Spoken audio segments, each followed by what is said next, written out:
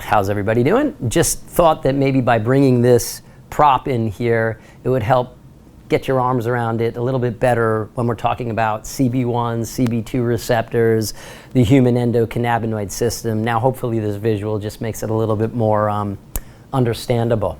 Okay, so the endocannabinoid system is characterized by two receptors, the CB1 receptor and the CB2 receptor.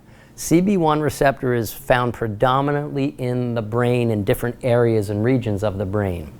The CB2 receptors are found mostly in the spinal cord, the organs, and the peripheral nervous system. Now, there are CB1 and CB2 receptors throughout the body, on your bones, on cells, in your membranes, but mostly proliferated in the brain, the CB1 receptors, and spinal cord, peripheral nervous system, CB2 receptors. Now, how they interact with the cannabinoids is really how the symptoms modulate.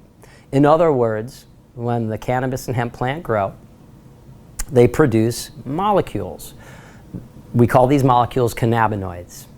Cannabinoids are the components of the plant that interact with the CB1 receptors in the brain and the CB2 receptors in the periphery and spine to basically, doctors would say, bring about an equilibrium. A homeostasis, maybe even a better word.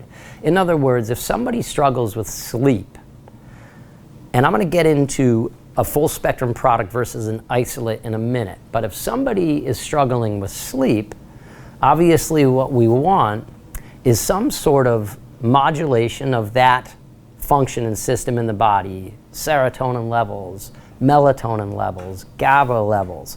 And believe it or not, these cannabinoids interact with neurotransmitters to, again, modulate.